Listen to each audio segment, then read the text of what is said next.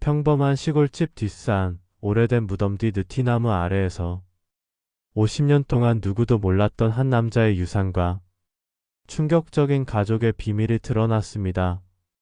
아버지가 숨겨놓은 낡은 금고, 그 안엔 사진 한 장, 유언장, 그리고 피로 이어진 또 다른 가족의 이야기가 있었습니다.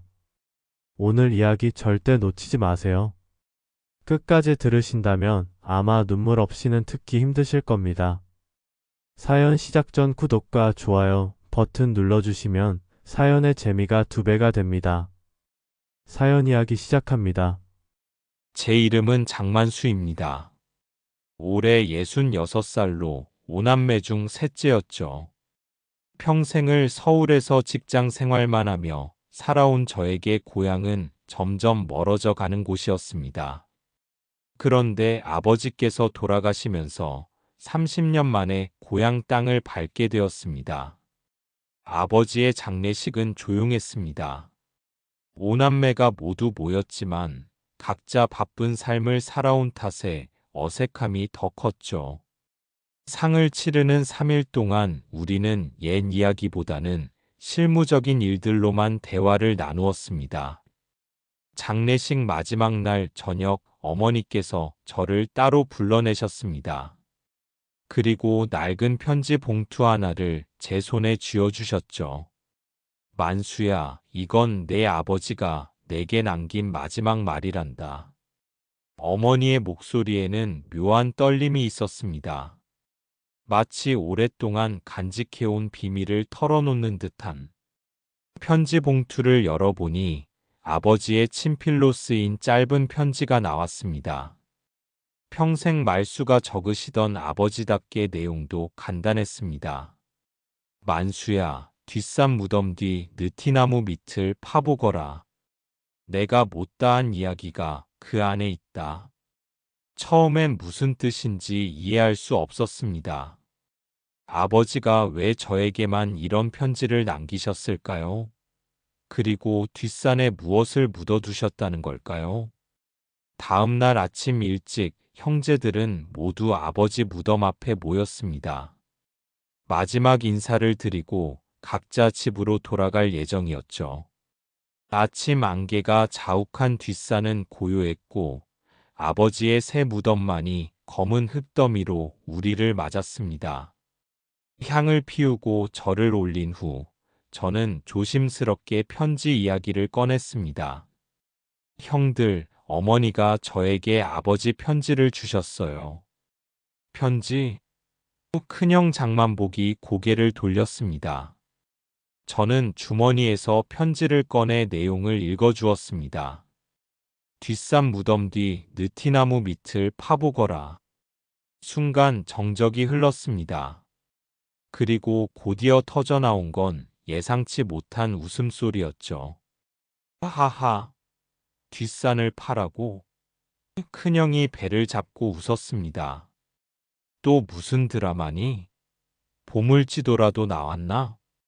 둘째 형 장만철도 고개를 저었습니다. 아이고, 우리 아버지가 금이라도 묻어놨대? 평생 교사 월급으로 겨우 살아오신 분이? 만수야, 요즘 너무 TV 드라마 많이 본 거 아니야? 넷째 장만호까지 놀리는 투였습니다. 아버지가 그런 분이 아니잖아. 평생 검소하게 사시던 분인데. 막내 장만끼리만 조용히 듣고 있었지만 그 역시 반신반의하는 표정이었어요. 아니, 형들. 저는 답답했습니다. 아버지가 농담하실 분이에요?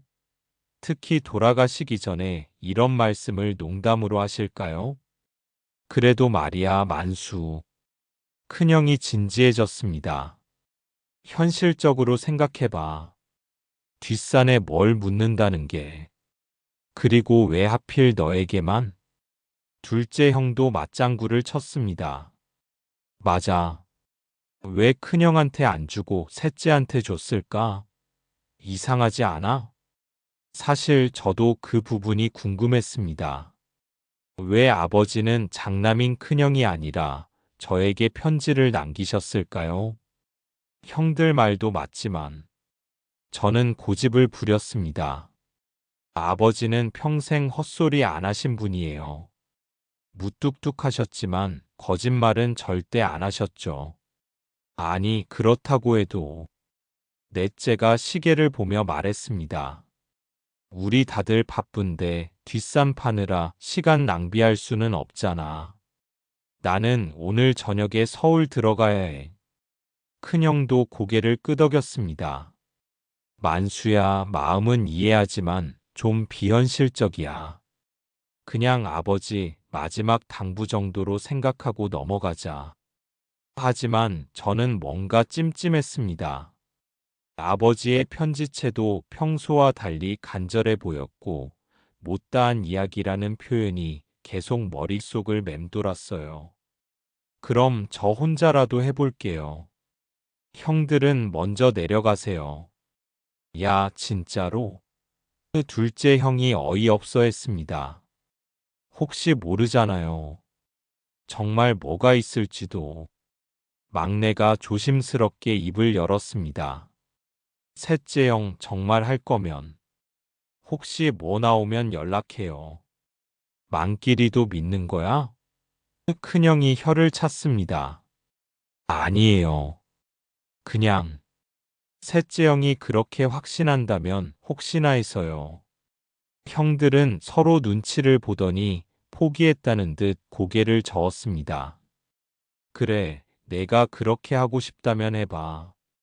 큰형이 일어서며 말했습니다. 하지만 너무 오래 끌지는 말고 저녁 전에는 내려와. 그리고 혹시 뭐 이상한 거 나와도 혼자 처리하려고 하지 말고 바로 연락해. 둘째 형도 덧붙였습니다. 형들이 하나둘 산을 내려가자 뒷산에는 저 혼자만 남았습니다. 갑자기 적막감이 몰려왔어요. 아버지 무덤과 저, 그리고 저 멀리 보이는 느티나무만이 남은 공간에서 바람소리만이 들렸습니다. 정말 내가 바보짓을 하고 있는 건 아닐까? 잠깐 의심이 들었지만 아버지의 편지를 다시 꺼내 읽어보니 마음이 다시 굳어졌습니다. 분명 이유가 있을 거예요. 집으로 내려가 창고에서 낡은 삽을 꺼냈습니다. 오래전 아버지가 텃밭 가꾸실 때 쓰시던 것이었죠. 삽자루는 세월의 때가 묻어 거무스름했지만 여전히 튼튼해 보였습니다.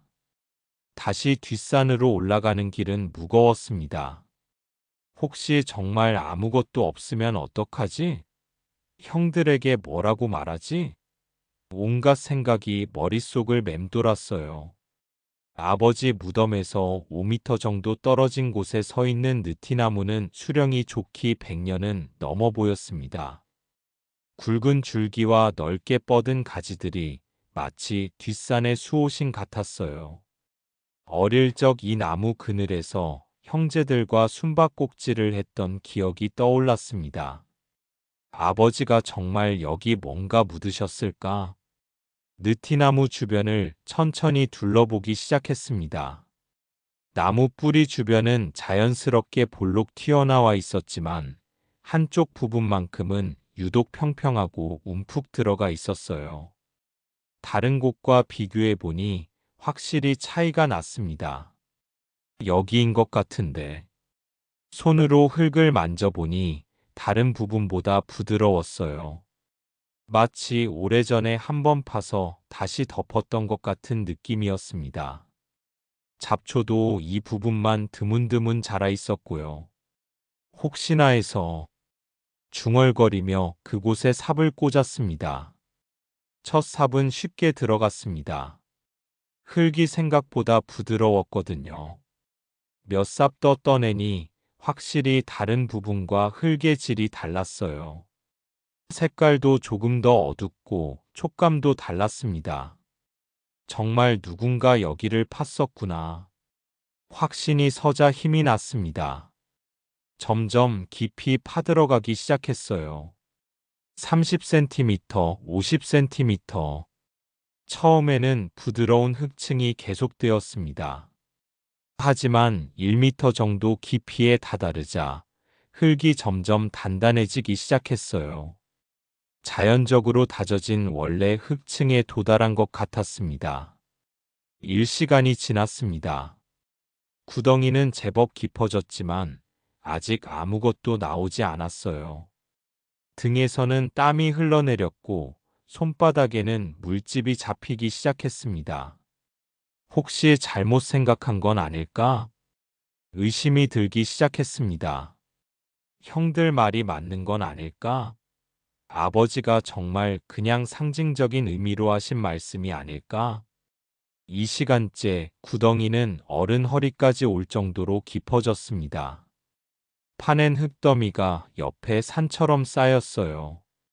이쯤 되니 정말 포기하고 싶어졌습니다. 마지막으로 몇 번만 더. 그때였습니다. 툭! 삽 끝에 뭔가 딱딱한 것이 부딪히는 소리가 났습니다. 돌인 줄 알고 비껴서 파려고 했는데 삽으로 쳐보니 돌과는 다른 소리였어요. 나무나 금속 같은. 심장이 갑자기 뛰기 시작했습니다.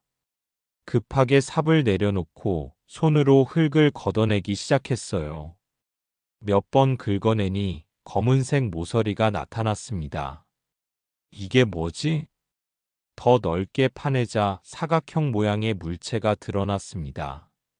나무로 만든 상자 같았는데 오랜 세월 땅 속에 묻혀있던 탓인지 곳곳이 썩어 있었어요. 하지만 그 위에 올려진 것은 확실히 금속이었습니다.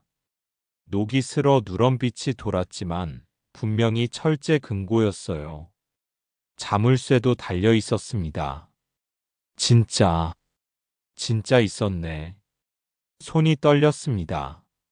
아버지가 정말 여기에 뭔가를 묻어두셨던 거예요. 형들이 뭐라고 할까 생각하니 벌써부터 가슴이 두근거렸습니다. 금고를 파내는 데만 30분이 더 걸렸습니다. 생각보다 무거웠거든요. 두 손으로 겨우 들어 올릴 수 있을 정도였어요. 겉면은 녹이 슬고 흙이 덕지덕지 붙어 있었지만 내용물을 보호하기에는 충분해 보였습니다.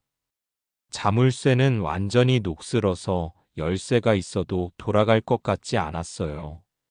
이걸 어떻게 열지 고민하다가 일단 집으로 가져가기로 했습니다. 금고를 품에 안고 산을 내려오는 길 마치 보물을 발견한 아이가 된 것 같았어요.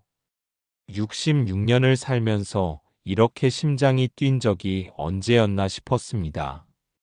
아버지, 정말 여기에 무엇을 묻어두신 거예요? 시골 철물점에서 연장을 빌려와 자물쇠를 부수는 데만 일시간이 걸렸습니다. 드디어 금고가 열렸을 때 저는 숨을 멈췄습니다. 안에는 세 가지가 들어 있었습니다. 첫째, 오래된 흑백 사진 한 장. 사진 속에는 젊은 시절의 아버지와 낯선 여자, 그리고 5살 정도로 보이는 어린 남자아이가 있었습니다. 사진 뒷면에는 1973년 진주라고 적혀 있었어요. 둘째, 제 이름이 적힌 편지 봉투. 셋째, 각종 서류 뭉치와 통장. 손이 떨리며 편지부터 읽어보았습니다. 만수야, 이 편지를 읽고 있다면 내가 세상을 떠난 후일 것이다. 나는 평생 한 가지 비밀을 안고 살아왔다. 이제 그 비밀을 너에게 맡기고자 한다. 사진 속 아이는 내 첫째 아들이다. 너희들보다 3살 위인 큰형이지. 1970년 내가 진주에서 교사로 일할 때 한 여인을 만났다. 그 여인과 나는 깊이 사랑했고 아이도 낳았다. 하지만 집안의 강한 반대로 그 여인을 떠나야 했다. 당시엔 문벌을 따지던 시대였고 나는 어쩔 수 없었다. 그 여인은 홀로 아이를 키우다가 교통사고로 세상을 떠났고 아이는 고아원에 보내졌다. 나는 평생 그 아이에게 미안해했지만 용기가 없어 찾아가지 못했다. 그 아이의 이름은 김태연이다. 지금은 김승일로 개명해서 살고 있을 것이다. 만수야, 부탁이다. 그 아이를, 아니, 너희 큰형을 찾아달라. 그리고 이 금고 안의 모든 것을 형제들과 함께 나눠 가져라. 승일이에게도 절반을 주어라. 그 아이도 내 피다. 편지를 다 읽고 나니 머리가 어질어질했습니다. 우리에게 큰형이 있었다는 것, 그리고 아버지가 평생 그 죄책감을 안고 사셨다는 것. 서류를 확인해 보니 더욱 놀랐습니다. 서울 시내 상가 건물 등기증과 60년대부터 적립해온 적금 통장, 그리고 우리가 전혀 몰랐던 비상용 계좌까지 상당한 재산이었습니다. 그날 저녁 형제들을 모두 불러 모았습니다. 금고 내용을 공개했을 때 모두들 말을 잃었습니다.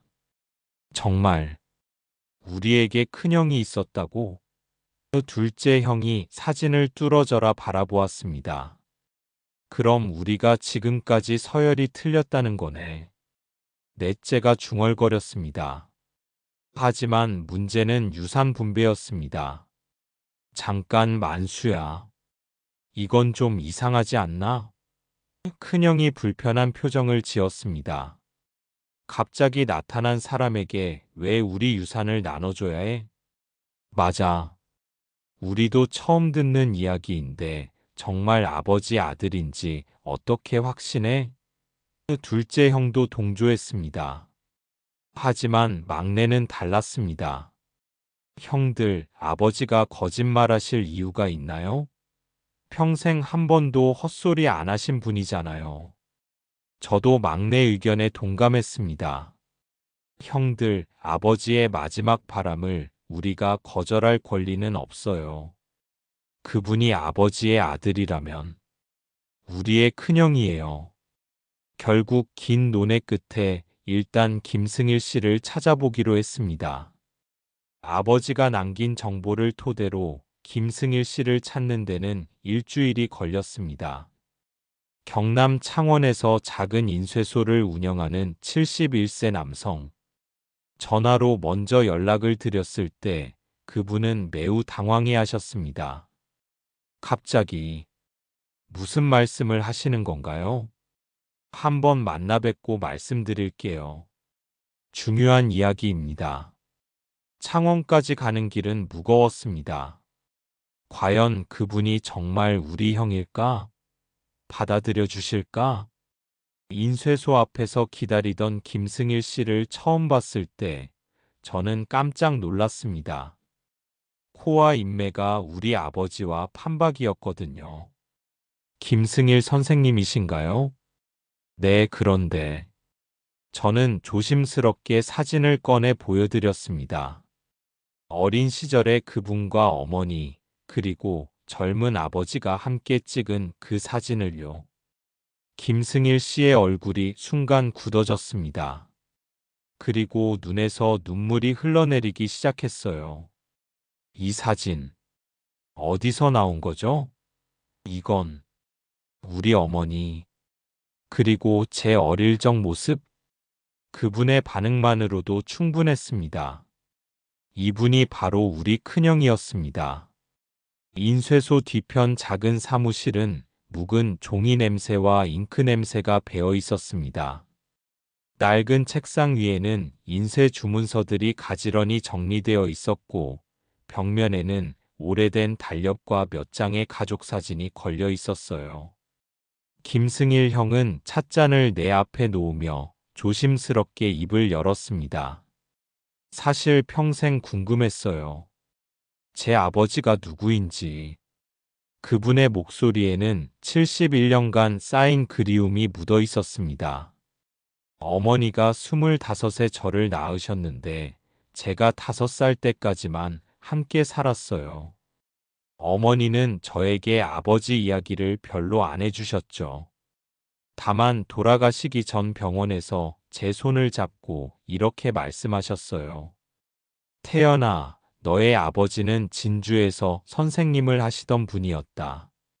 참 좋은 분이셨단다. 김승일 형은 잠시 말을 멈추고 창밖을 바라보았습니다. 그 시선 끝에는 아련한 그리움이 서려 있었어요. 그때가 1978년이었어요. 어머니가 교통사고로 세상을 떠나신 후 저는 마산에 있는 성심고아원에 맡겨졌죠. 거기서 18살까지 살았습니다. 고아원 생활이 많이 힘드셨죠? 제가 조심스럽게 물었습니다. 힘들다기보다는 외로웠어요. 김승일 형이 쓸쓸하게 웃었습니다. 다른 아이들은 부모님 면회 오시는 날이면 기다리고 설레고 그랬는데 저는 그냥 구경만 했죠. 특히 아버지 손을 잡고 나가는 아이들을 볼 때면 내 아버지는 어떤 분일까 늘 상상했어요. 그분의 눈가가 촉촉해졌습니다. 71년 전 5살 소년의 마음이 그대로 남아있는 것 같았어요. 고아원에서 나온 후에도 계속 찾아봤어요. 진주에 있는 학교들을 돌아다니며 1970년경에 근무했던 선생님들 명단도 뒤져보고. 하지만 워낙 오래된 일이라 기록도 별로 없었고 성함도 모르니까 찾을 방법이 없더라고요. 많이 애쓰셨겠어요. 20살 때부터 본격적으로 찾기 시작했어요. 주말마다 진주에 가서 오래된 교장 선생님들도 만나보고 동네 어르신들한테도 물어보고 그렇게 10년을 찾았는데 실마리를 못 찾겠더라고요. 김승일 형은 책상 서랍에서 낡은 공책을 꺼냈습니다. 표지가 해져서 테이프로 덧댄 공책이었어요. 이게 뭔지 아세요? 제가 아버지를 찾기 위해 써온 기록이에요. 만난 사람들, 알아본 학교들, 들은 이야기들 다 적어뒀어요. 공책을 펼쳐보니 빼곡한 글씨로 가득했습니다. 날짜별로 정리된 기록들, 지도, 심지어 당시 진주 시내 약도까지 그려져 있었어요. 결혼하고 아이들 낳고 살면서도 포기 못했어요. 제가 아버지가 되고 나니까 더 궁금해지더라고요. 내 아버지는 나를 어떻게 생각하실까? 혹시 찾고 계시지는 않을까 하고요. 자녀분들도 아시나요? 네, 다 얘기했어요. 큰딸이 대학생일 때 아빠, 할아버지 찾는 거 도와드릴까요? 라고 하더라고요. 그때 참 고맙기도 하고 미안하기도 했어요. 자기 할아버지 얼굴도 모르는 아이들에게. 김승일 형의 목소리가 잠시 떨렸습니다. 50살이 넘어서는 조금 포기했어요. 혹시 아버지가 살아계셔도 이미 80이 넘으셨을 텐데 지금 와서 갑자기 나타나면 오히려 폐가 되지 않을까 싶기도 하고 그래도 마음 한편으로는 늘 기다리고 있었어요. 어떤 마음으로 기다리셨나요? 원망은 없었어요. 정말이에요. 김승일 형이 고개를 저었습니다. 어머니가 늘 말씀하셨거든요.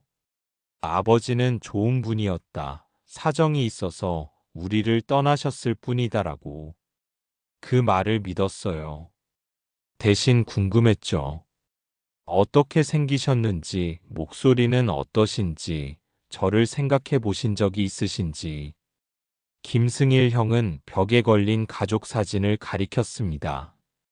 제 아이들 사진이에요. 큰딸, 아들 둘. 이 아이들이 자랄 때마다 우리 아버지도 나를 이렇게 예뻐하셨을까 생각했어요. 특히 아들들 얼굴을 보면 혹시 할아버지를 닮았을까 궁금해서 한참씩 들여다보곤 했죠. 지금도 그 마음이신가요? 이제 71살이 되니까 체념 반, 그리움 반이에요. 이제는 만날 수 없겠구나 생각하고 살았는데 갑자기 선생님이 나타나셔서 김승일 형이 제게 눈을 맞췄습니다. 정말 제가 그분이 아버님의 아들이 맞나요? 꿈은 아니죠? 저는 아버지가 남긴 편지를 조심스럽게 꺼내 보여드렸습니다. 김승일 형은 손이 떨리며 편지를 받아들었어요. 여기 보세요. 본명이 김태연이라고 되어 있고 성신고아원에 있었다고도 나와 있어요. 그리고 편지를 읽어가며 김승일 형의 표정이 변했습니다. 놀람, 슬픔, 그리고 뭔가 후련해하는 듯한 안도감까지. 1970년 진주. 맞아요. 어머니가 항상 그의 이야기를 하셨어요.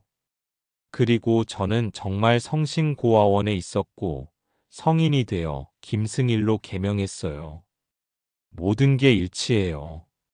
김승일 형의 눈에서 눈물이 흘러내렸습니다. 그럼 정말 제게도 아버지가 계셨던 거네요. 그리고 형제들도. 네, 형님. 저희가 형님의 가족입니다. 아버지는 어떤 분이셨어요? 김승일 형이 간절히 물었습니다. 무뚝뚝하지만 따뜻한 분이셨어요.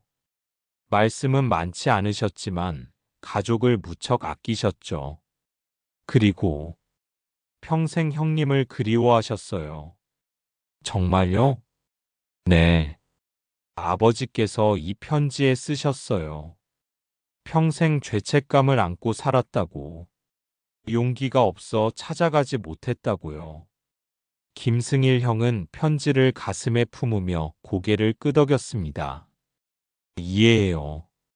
그 시대에는 정말 어쩔 수 없었겠죠. 집안 반대도 있었을 테고. 저도 아버님을 원망한 적이 없어요. 다만 71년 동안 궁금했을 뿐이에요.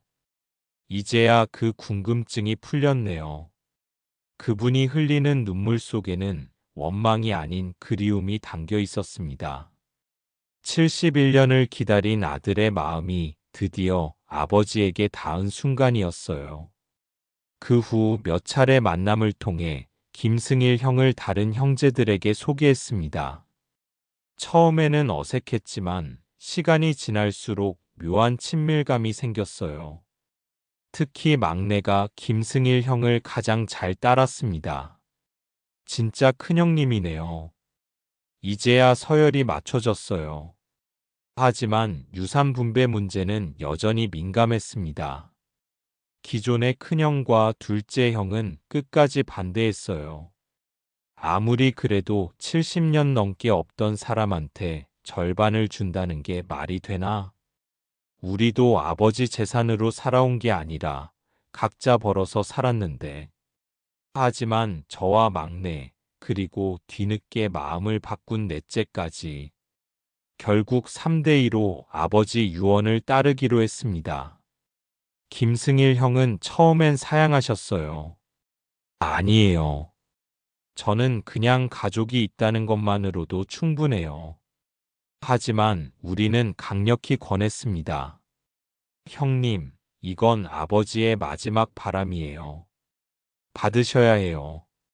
그의 아버지 기일에는 정말 특별한 일이 일어났습니다.